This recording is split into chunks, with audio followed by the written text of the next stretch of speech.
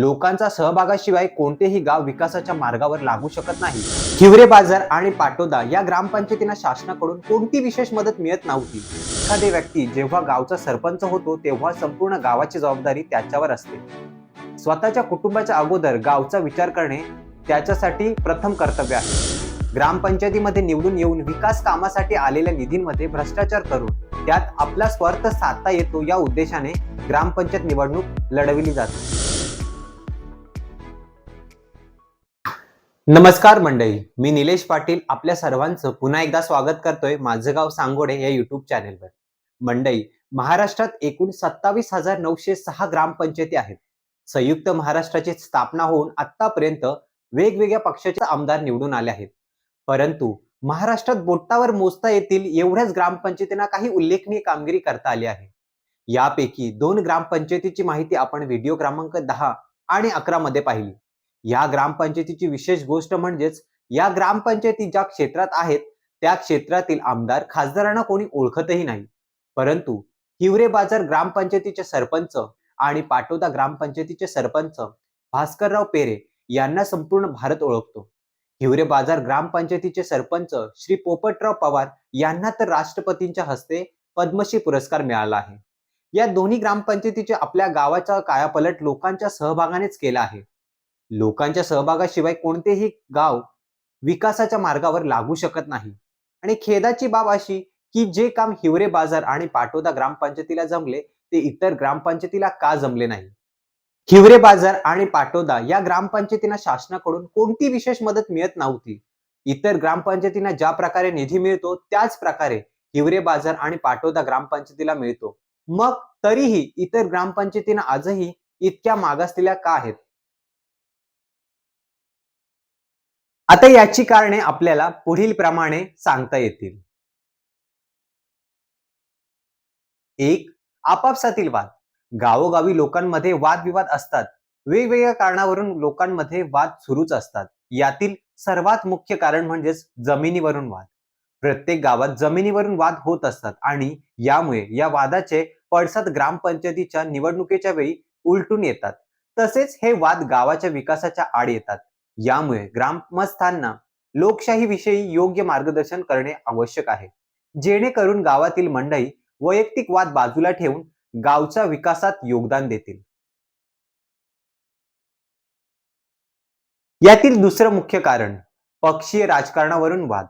गावात जमिनीवरून वाद होतील ही गोष्ट मान्य आहे, कारण तो विषय कायद्याचा आहे, प्रत्येकाच्या हक्काचा आहे. परंतु पक्षीय राजकारणावरून वाद का होतात व त्याची गाव पातळीवर काय गरज आहे याचे उत्तर अजूनही कोणाला मिळाले नाही. वेगवेगळ्या पक्षाचे कार्यकर्ते गावात पक्षीय राजकारण करून भांडण लावत असतात. एखाद्या पक्षाचा कार्यकर्ता होणं यात काही चुकीचे नाही. एखादा आमदार किंवा खासदार यांच्याशी जवळीक साधणे काही चुकीचे नाही. उलट या आमदार किंवा खासदारांकडून कोणत्या योजना आपल्या गावासाठी मिळवता येतील याचा विचार करणे महत्वाचे आहे. कोणत्याही आमदार किंवा खासदारापेक्षा आपल्या गावातील ग्रामस्थ हे नेहमी जवळचे असतात. याची जाणीव प्रत्येक गावातील मंडळीने ठेवणे गरजेचे आहे. म्हणून सर्व पक्षाच्या आमदार व खासदार मंत्री यांचा सन्मान करून त्यांच्याकडून आपल्यासाठी योजना कशा मिळवता येतील याचा विचार करणे आवश्यक आहे. यातील तिसरं मुख्य कारण आहे सत्तेचा लोभ.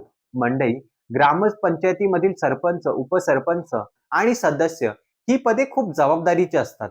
परंतु गावगावात ही पदे जबाबदारीची न मानता स्वतःचा श्रेष्ठपणा व दरारा दाखविण्याचे साधन म्हणून वापरतात. वास्तविकता पाहता एखादी व्यक्ती जेव्हा गावचा सरपंच होतो तेव्हा संपूर्ण गावाची जबाबदारी त्याच्यावर असते. स्वतःच्या कुटुंबाच्या अगोदर गावचा विचार करणे त्याच्यासाठी प्रथम कर्तव्य आहे. परंतु सरपंच पद हे कर्तव्य न मानता फक्त नावलौकिक मिळवण्यासाठी पदावर बसणे, बॅनर छापणे, पद मिळाल्याचा उत्सव साजरा करणं या गोष्टी होताना दिसतात. एक सरपंच हा गावचा दिशा दाखवणारा असतो, गावातील सर्व लोकांना विकास कार्यात सामील करणारा असतो. आणि हेच केलं हिवरे बाजार ग्रामपंचायतीचे सरपंच पोपटराव पवार आणि पाटोदा ग्रामपंचायतीचे सरपंच भास्कर पेरे यांनी. मनात कोणतीही सत्तेचा लोभ न ठेवता फक्त गावच्या विकासासाठी स्वतःला झोकून दिलं. यातील चौथं मुख्य कारण आहे ग्रामपंचायतीच्या पैशाचा भ्रष्टाचार. ग्रामपंचायतीमध्ये निवडून येऊन विकासासाठी आलेल्या निधींमध्ये भ्रष्टाचार करून त्यातून आपला स्वार्थ साधता येतो या उद्देशाने ग्रामपंचायत निवडणूक लढविली जाते याबद्दल कोणी वेगळे सांगायला नको. परंतु सर्वांना माहिती आहे की राजकारण फक्त पैसा कमविण्यासाठी उमरले जाते आणि ग्रामपंचायती सुद्धा यात अपवाद नाही. गावच्या विकासासाठी हजारो लाखो रुपयांचा निधी ग्रामपंचायतीमध्ये येत असतो, परंतु त्याचा वापर गावच्या विकास कामासाठी होत नाही. हेच कारण आहे की महाराष्ट्रात बहुतेक ग्रामपंचायती आपल्याला भ्रष्टाचाराने भरलेल्या दिसतील. आता याचं पाचवं मुख्य कारण आहे लोकांची जागृती. लोकशाहीमध्ये लोकांची जागृती महत्वाची आहे, हे आम्ही अनेक वेळा सांगितले आहे. परंतु लोकांनी ग्रामपंचायतीबद्दल जागृती नसणे हे सुद्धा एक महत्वाचे कारण आहे. इथे आम्ही अशिक्षित लोकांना काहीच दोष देणार नाही, कारण ते कधी शाळेत गेलेच नाही, तर त्यांना लोकशाहीबद्दल काहीच माहिती नसणार. परंतु यात शिकलेल्या लोकांची संख्या जास्त आहे आणि या शिकलेल्या मंडळींमध्ये ग्रामपंचायत विषयी जागृती दिसून येत नाही आणि याचाच परिणाम असा होतो की ग्रामसभेत 100 लोक सुद्धा उपस्थित नसतात. लोकांना ग्रामपंचायतीचे महत्व माहिती होण्यासाठी आम्ही लेखक रा.वी. भुरकुटे यांचा ग्रामपंचायत हक्क आणि कर्तव्य या पुस्तकाचे वाचन करण्याचा सल्ला देतो. ग्रामपंचायत निवडणुकीत मतदान करण्यासाठी पैसे घेणे हा एक अक्षम्य गुन्हा आहे. 500, 1000, 2000 घेऊन 1 ते 2 दिवसाची मजा करतात, परंतु त्या बदल्यात 5 वर्ष आपले तोंड बंद करून राहतात. ग्रामपंचायतीमध्ये ग्रामपंचायतीला प्रश्न विचारणे महत्वाचे आहे, परंतु अगोदर मतदानाचे पैसे घेतल्यामुळे मतदार आपले प्रश्न विचारण्याची शक्ती विकून बसतात. यामध्ये अजून एक गोष्ट म्हणजेच निवडणुकीचे उमेदवार आपल्या घरातील किंवा नात्यातील असतात. यावेळी सुद्धा मतदाराला गप्प बसण्याची वेळ येते. यामुळे ग्रामपंचायत निवडणुकीच्या वेळी सर्व ग्रामस्थ एकत्र येऊन एकमत होण्याची गरज आहे. निवडणुकीत उमेदवार पैसे खर्च करतात. हेच उमेदवार निवडून आल्यावर निवडणुकीत खर्च झालेले पैसे परत मिळवणे व पुढील निवडणुकीसाठी खर्च करण्यासाठी पैसे जमा करणे हे सर्व पैसे ग्रामपंचायतीच्या योजनेमधून काढले जातात. त्यामुळे आज ग्रामपंचायती समाजसेवा न बनता व्यापार बनून राहिले आहेत, ज्यामध्ये पैसे टाकले आणि काढले जातात आणि वर्षानुवर्षे हीच गोष्ट आपल्याला पाहायला मिळते. तर मंडळी, ही काही कारणे आहेत महाराष्ट्रातील ग्रामपंचायती मागे राहण्याची. आज आपल्या गावातील ग्रामपंचायतीच्या सरपंचपदी श्रीमती विजयाताई पाटील आहेत. यांच्या मार्गदर्शनाखाली आपला गाव चांगली प्रगती करेल अशी अपेक्षा आहे. तर मंडळी, आता बघूया मागील आठवड्यातील काही घडामोडी. गावात दीपावली उत्सव आनंदात साजरा झाला. दीपावली उत्सवानिमित्त गावात लहान मुलांकडून किल्ले बांधले जातात आणि या लहान मुलांना प्रोत्साहन देण्यासाठी गावातील देवा क्लासेस व मोर्या ग्रुप द्वारे बक्षीस वाटप कार्यक्रम आयोजित करण्यात आला. यावेळी गावातील नवतरुण व अर्थशास्त्राचे प्राध्यापक श्री जीवन कैलाश पाटील यांच्या हस्ते मुलांना बक्षिसे वाटण्यात आली. यावेळी जीवन पाटील यांनी मुलांना करिअर मार्गदर्शन केले.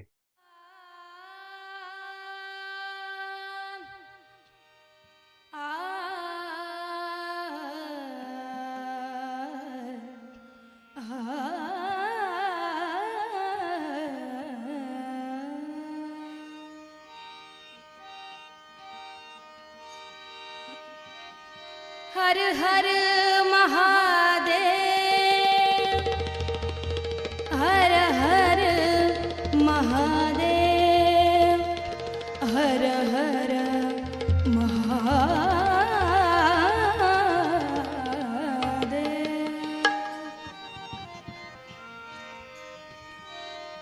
गिरिशिखरी किरीटा परी लहरी भगवा ध्वजा,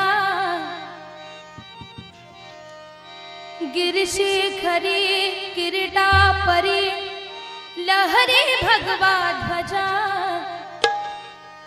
उगवला तारा तिमिरहरा गरजा शिवाजी राजा, उगवला तारा तिमिरहरा गरजा शिवाजी राजा, उगवला तारा तिमिरहरा गरजा शिवाजी राजा, उगवला तारा तिमिरहरा गरजा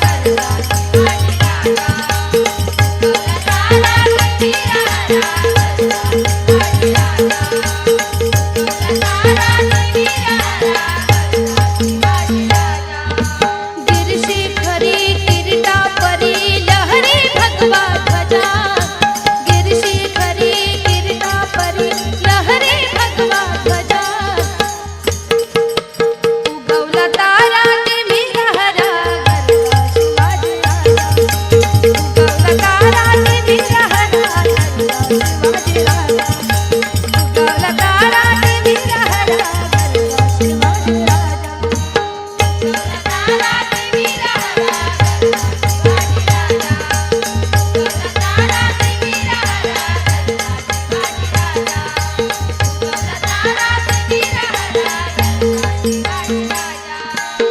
युगायुगाचा गडकंधार यवन चाकरी करी सरदार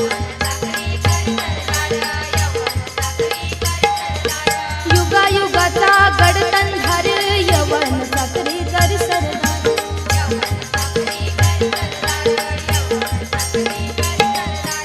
मराठा मर्दा होऊन कुर्ता मराठा मर्दा होऊन कुर्ता छाटला शत्रूच्या भुजा अहो छाटला शत्रूच्या भुजा उगवला तारा ते वीर हरा गरजा शिवाजी राजा उगवला तारा ते वीर हरा गरजा शिवाजी राजा उगवला तारा ते वीर हरा गरजा शिवाजी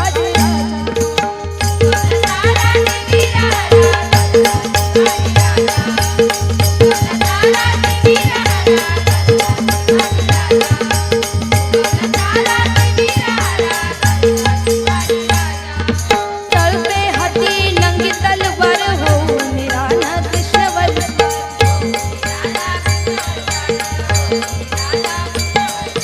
तळपे हाती नंगी तलवार होऊन राणा कृष्णवल्लभ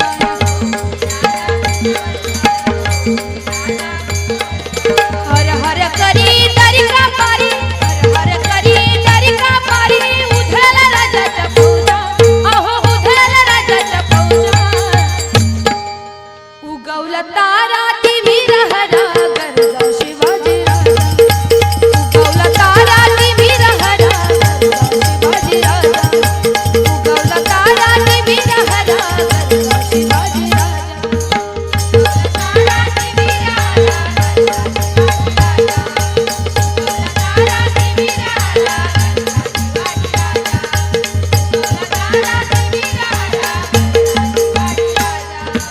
भवानी आईचा कृपा वरद निर्दयी घनच करुणी वद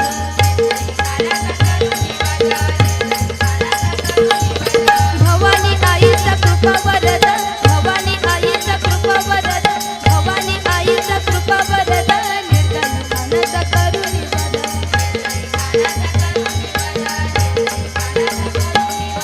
कापुनी यवनानी करीत दैना कापुनी यवनानी करीत दैना मातीत मिळवेल पैजा अहो मातीत मिळवेल पैजा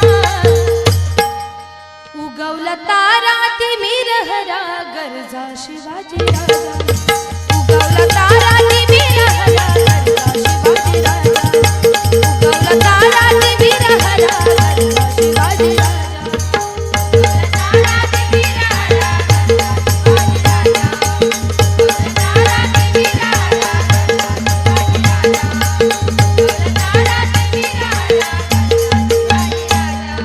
समर धुरंदर दिव्य प्रताप समर धुरंदर दिव्य प्रताप नीतीला घाबरले आणि दीपाप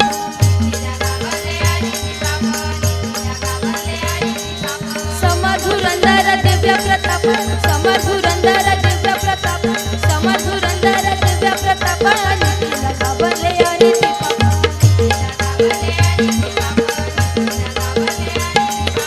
आश्रमामध्ये समतेचा न्याय आश्रमामध्ये समतेचा न्याय अंबेच्या रक्षिल्या राजा अहो अंबेच्या रक्षिल्या राजा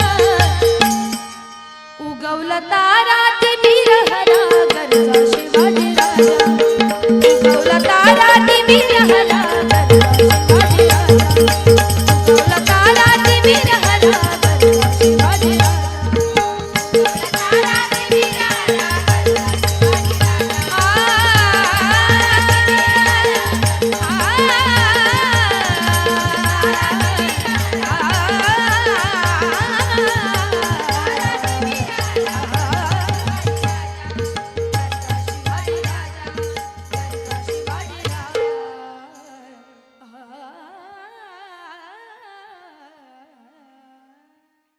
पुढील बातमी दिनांक 14/11/2023 रोजी बलिप्रतिपदा व दिवाळी पाडव्यानिमित्त गावातील हनुमान मंदिरात दरवर्षीप्रमाणे दिवाळी पहाट कार्यक्रम करण्यात आला।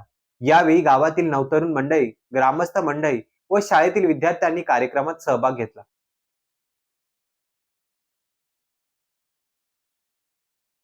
पुढील बातमी दिनांक 27/11/2023 रोजी गावातील जिजाऊ शैक्षणिक व सामाजिक संस्था सांगोडे यांच्या वतीने डोळ्याच्या शस्त्रक्रिया बाकी असलेल्या 19 रुग्णांना उपचारासाठी भगवान महादेव सामरे रुग्णालय तर दाखल करण्यात आले व उपचारानंतर घरी सुखरूप पोहोचविण्यात आले.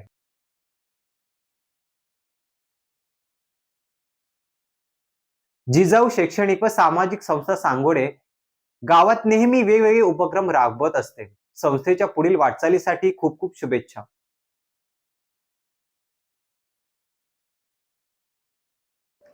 दिनांक 27 नोव्हेंबर 2023 अवकाळी पावसाने जोरदार हजेरी लावली. या पावसात नदी किनारी गवार लागवड केलेल्या शेतकऱ्यांचं प्रचंड नुकसान झालं. काही शेतकरी बांधवांनी कापणी करून ठेवलेले भाताचे भारे भिजून गेले. जोराने आलेल्या या वादळ पावसामुळे सांगोडे गावाला झोडपून टाकले. तसेच या वादळी पावसाने विजांच्या कडकडाटाने भीतीदायक वातावरण देखील तयार केले. विजेच्या कडकडाटाने गाव दुमदुमून गेला व ही वीज जिल्हा परिषद शाळेवर पडली. प्रचंड ठेंगण्या व आवाज झाला. कोणतीही प्राणहानी अथवा वित्तहानी झाली नाही, अशी माहिती ग्रामस्थांनी दिली. दिनांक 29/11/2023 रोजी सांगोडे ते कोंढिरी वासुंदरी रस्त्याचे भूमिपूजन आमदार किसनजी कथोरे साहेब यांच्या शुभ हस्ते करण्यात आले.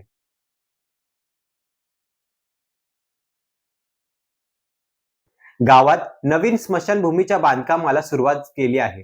ग्रामपंचायतीचे उपसरपंच यांनी मुलाखतीत सांगितल्याप्रमाणे स्मशानभूमी बांधकाम सुरू केले आहे आणि हे काम लवकरात लवकर पूर्ण होईल ही अपेक्षा आहे.